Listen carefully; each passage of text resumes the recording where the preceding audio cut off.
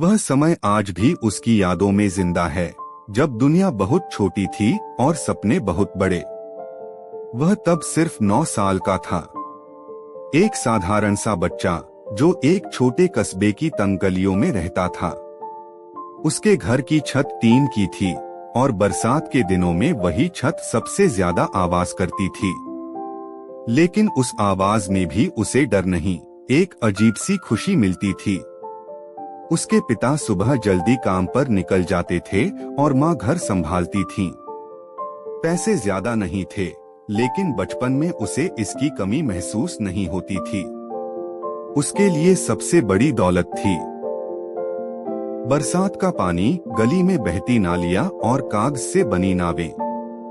School की copy के आखिरी पन्नों से वह नाव बनाता और उन्हें पानी में छोड़कर घंटों दौड़ता रहता। एक दिन आसमान में काले बादल छा गए, तेज बारिश शुरू हो गई। स्कूल से लौटते समय उसके जूते भीग गए थे, लेकिन उसके चेहरे पर मुस्कान थी। घर पहुंचते ही उसने कॉपी निकाली, जल्दी जल्दी कागज मोड़ा और एक बड़ी सी नाव बनाई।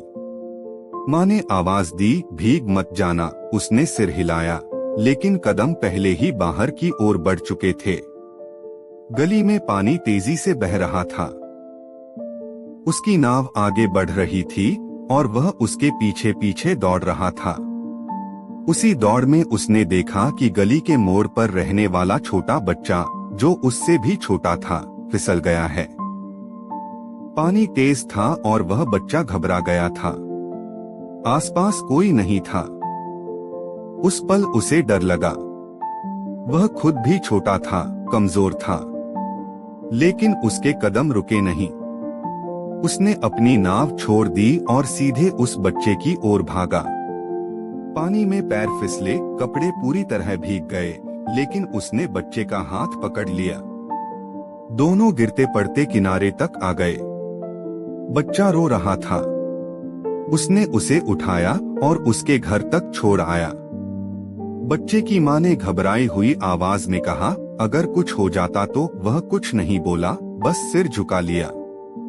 बाहर निकलते समय उसने देखा, उसकी कागज की नाव कहीं दूर बह चुकी थी, शायद नाली में चली गई थी।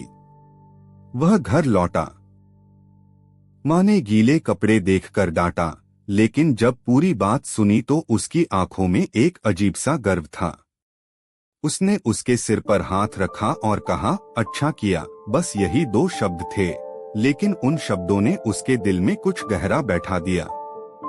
उस रात वह सो नहीं पाया।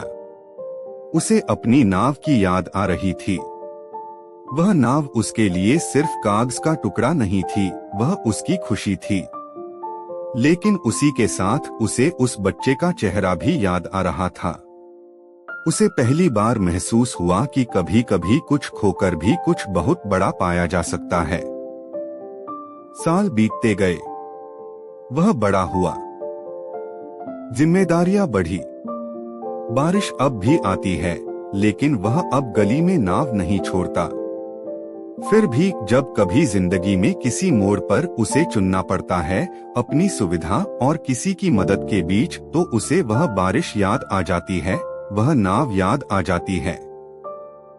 आज जब कोई उससे पूछता है कि उसने इंसान बनना कहाँ सीखा, तो वह मुस्कुराकर कहता है, बचपन में एक बारिश के दिन, क्योंकि कुछ सबक किताबों में नहीं होते।